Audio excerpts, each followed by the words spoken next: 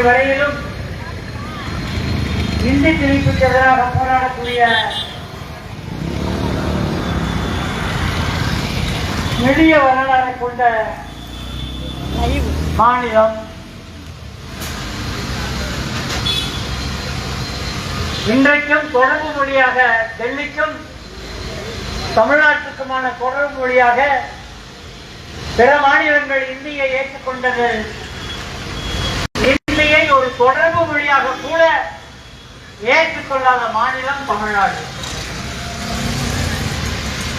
ஆனால் இந்திய ஒன்றிய அரசுடைய பள்ளிகள்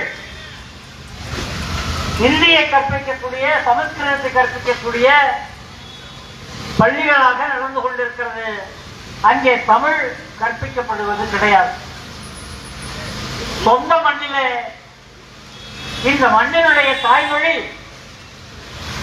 இந்திய ஒன்றிய கல்வி நிறுவனங்களிலே, அஞ்சலகங்களிலே, ரயில்வே நிறுவனங்களிலே, வங்கிகளிலே அனைத்திலும் இந்த தாய்மொழி புறக்கணிக்கப்படுவது என்பது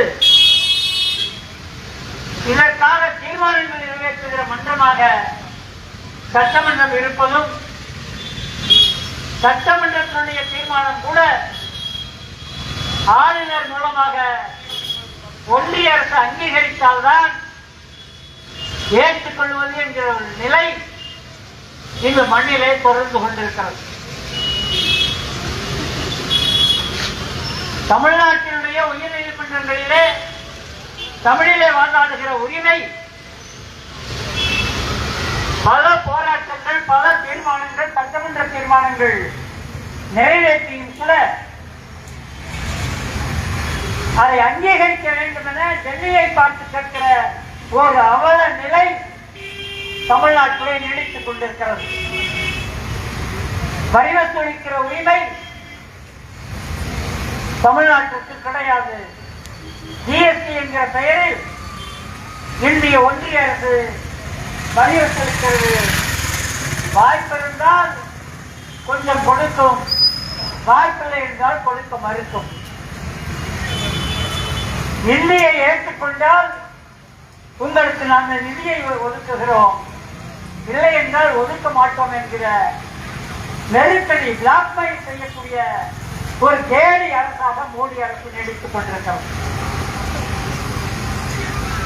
தமிழ்நாட்டினுடைய நீர்வளம், நிலவளம், கனிவளம், இயற்கை வளம் அனைத்தும் மனித வளம் உட்பட கொள்ளையடிக்கப்பட்டுக் கொண்டிருக்கிறது. புரிந்துணர்வு ஒப்பந்தங்கள் என்ற பெயரில் பன்னாட்டு நிறுவனங்களும் வடநாட்டு மார்வாடி கும்பலும் இந்த மண்ணினுடைய வளங்களை கொள்ளையடிப்பதாக மாறிக்கொண்டிருக்கிறது. இந்த இருக்கிறது மேலூர், அழகர் கோயில் தொடங்கி மேலூர் வரை திடீரென டெல்லியிலே உட்கார்ந்து கொண்டு ஒரு 5000 ஏக்கர் நிலத்தை ஏலம் விடுகிறார். டங்ஸ்டன் சுரங்க திட்டம் தொடங்க போகிறோம். அது தூத்துக்குடி ஸ்டெர்லைட் முதலாளி ஸ்டெர்லைட் கம்பெனியை மூடியாற்ற போராட்டத்தின் விளைவாக அந்த முதலாளிக்கு இந்த 5000 ஏக்கர் நிலத்தை நாங்கள் ஒப்படைக்கிறோம். அவர்கள் அங்கே சுரங்கத்தை தொடங்க போகிறார்கள். அழகர் கோவில் மலை காலி, அரிட்டாபட்டி மலை காலி, மேலூர் வரை 5000 ஏக்கர். அது மட்டும்தானா? அது முதல் கட்டம். 38,500 ஏக்கர் மேலூர் வட்டாரத்தினுடைய நிலங்கள் டங்ஸ்டன் திட்டத்திற்காக இன்றைக்கும் திட்டமிடப்பட்டிருக்கிறது. அது வாபஸ் பெறப்படவில்லை. எங்கோ டெல்லியிலே அமர்ந்து கொண்டு நம்முடைய நிலம், நம்முடைய பூமி, நமக்கான வளங்கள் இருக்கிற இந்த பகுதியை ஏலம் விடுகிறார். அதை கேட்பதற்கு நாதியற்றதாக தமிழ்நாட்டினுடைய அரசுகள் மாறி மாறி வருகிறது. மாறி மாறி நான் ஆட்சி ஆளவா, நீ ஆட்சி ஆள்வதா என்கிற சண்டையை நடத்தி கொண்டிருக்கிறார்கள். நாமும் அதற்கு பின்னே முட்டாள்தனமாக போய் கொண்டிருக்கிறோம். அரசியல், அரசியல் அதிகாரம் என்கிற பெயரில் மக்களை விழிப்புணர்வு ஊட்டுவது, மக்களை போராட செய்வது, மக்களை தனவென பார்ப்பன சிந்தனைக்கு எதிராக தயார் செய்வது பெரியார் காலத்திலே எப்படி ஒரு தயாரிப்பு நடந்தது. 1929 செங்கல்பட்டு தீர்மானத்திலே, ஒரு மாநாட்டு தீர்மானத்திலே பெயருக்கு பின்னே இருக்கிற சாதி பெயரை நாம் பயன்படுத்தக்கூடாது என்கிற ஒரு தீர்மானத்தை பெரியார் அவருடைய மாநாட்டிலே தீர்மானமாக போடுகிறார். அது ஒரு கட்சியினுடைய மாநாட்டு தீர்மானமாக தொடங்கி அந்த கட்சி முழுவதும் கடைபிடிக்கப்பட்டு 3 தலைமுறையாக தமிழ் சமூகம் அதை கடைபிடித்தது என்றால் மக்கள் மத்தியிலே பெரியாருக்கும் பெரியார் இயக்கத்திற்கும் ஒரு நெருக்கமும் தொடர்பும் இருந்தது. ஆனால் இன்றைக்கு இருக்கிற அரசியல் அமைப்புகளுக்கு மக்களோடு தொடர்பே கிடையாது.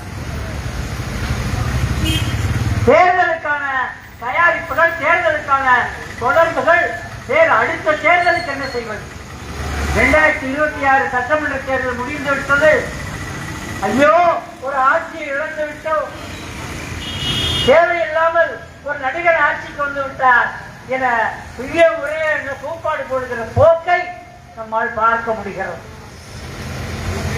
அடுத்து என்னங்க, 2029 தேர்தலை பார்ப்போம். நாடாளுமன்ற தேர்தல் வருகிறது. அதில் பாரதிய ஜனதாவை தோற்கடிக்க வேண்டும். உண்மைதான்.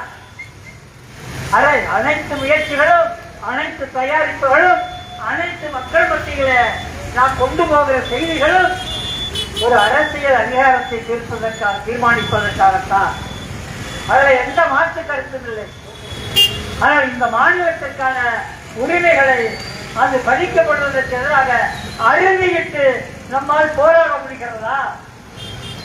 சாதிக்க முடிகிறதா? சாதித்திருக்கிறோமா? வெற்றி பெற்றிருக்கிறோம் பல போராட்டங்களிலே. கட்சி வித்தியாசம் இல்லாமல் நான் சொல்லுகிற இந்த மேலூர் தஞ்சம் திட்ட எதிர்ப்பு போராட்டம், லட்சக்கணக்கான மேலூர் விவசாயிகள் ஆதரவாக சென்றவர், வேடிக்கை பார்க்க சென்றவர் அனைவரும் தாக்கப்பட்டார்கள், பாதிக்கப்பட்டார்கள். என்ன நடந்தாலும் நாங்கள் அந்த இடத்தை விட்டு நகர மாட்டோம் என அங்கே அமர்ந்தார்கள். அதனுடைய விளைவு இன்றைக்கு கல்வி அமைச்சர் தர்மேந்திர பிரதான் டெல்லி ஒன்றிய அமைச்சர் ராஜினாமா செய்திருக்கிறார். ராஜினாமா செய்ய வைத்திருக்கிறார்கள் இளைஞர்கள் என்பதை புரிந்து கொள்ள வேண்டும். இது கட்சிகளுக்கான போராட்டம் இல்லை, கட்சிகளின் போராட்டம் கிடையாது, இளைய சமூகத்தினுடைய போராட்டம். அதைத்தான் கரப்பான்பூச்சி கட்சியினுடைய தலைவர் முன்வைக்கிறார். இது எங்களுடைய போராட்டம், எந்த கட்சிக்கும் சொந்தம் கிடையாது. இது தர்மேந்திர பிரதான் விலகி இருக்கலாம், உண்மையிலேயே இது மோடியினுடைய தோல்வி, இது அமித்ஷாவுடைய தோல்வி, இது பாசிச அரசினுடைய தோல்வி. திரும்ப பெற வைத்திருக்கிறோம். அவர்கள் அந்த அமைச்சரை வெளியேற்ற வைத்திருக்கிற மாபெரும் வெற்றியை இன்றைக்கு நாம் சாதித்து இந்த இடத்தில் நின்று கொண்டிருக்கிறோம். இந்த நாள் இளைஞர்களுக்கான வெற்றி நாள். சென்னையிலும் பல இடங்களிலும் போராட்டங்கள் நடந்து கொண்டிருக்கிறது. பழைய கதை ஒன்றை சொல்லுகிறேன். திருநெல்வேலி தூத்துக்குடிக்கு இடையிலே ஏரிக்காடு என இருக்கிறது. அப்பகுதியைச் சேர்ந்த பனையேரிகளுக்கு தெரியும். பனைமர காடுகள் தான் அந்த தேரிக்காட்டிலே இருக்கும். அந்த தேரிக்காடு 2000 ஏக்கர் தேரிக்காட்டை கலைஞரவர்கள் டாடா கம்பெனிக்கு கைமாற்றி கொடுப்பதற்கு முயற்சி செய்தார்கள். நீண்ட நெடிய போராட்டம். திருநெல்வேலி மக்களும் தூத்துக்குடி மக்களும் வேறு வழி இல்லாமல் கலைஞரவர்கள் பின்வாங்க வேண்டிய நிலைமை ஏற்பட்டது. தேரிக்காட்டு மக்கள் அன்றைக்கு வெற்றி பெற்றார்கள். இதுபோல ஒவ்வொரு வெற்றியாக அடுக்கிக் கொண்டே வரலாம். இன்றைக்கு வரை தொடர்பு மொழியாக இந்தியை அனுமதிக்காத மாபெரும் வெற்றி தமிழ்நாட்டைச் சேர்ந்தவர்களுக்கு உண்டு என்பதை சொல்லி வெறும் தீர்மானங்கள் போடுவதாக சட்டமன்றங்கள் இருக்கட்டும், நாம் வீதிகளுக்கு செல்லுவோம், வீடுகளுக்கு செல்லுவோம். இது நமது மொழி, இது நமது நாடு.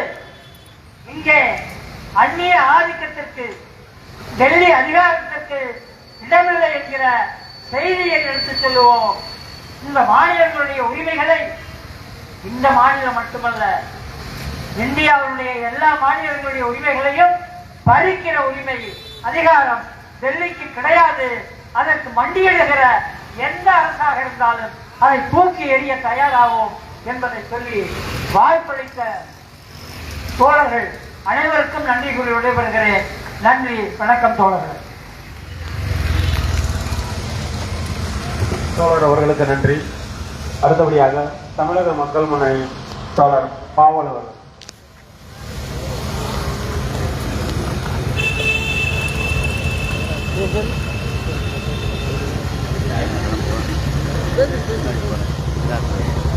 சின்னாதிரியில் இருக்காங்களா? சிபிஎம்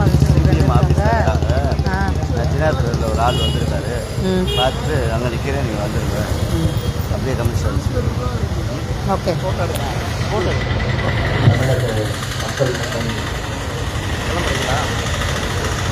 வருகிற ஆகஸ்ட் 9ஆம் தேதி புதுக்கோட்டையிலே மாநில உரிமை பறி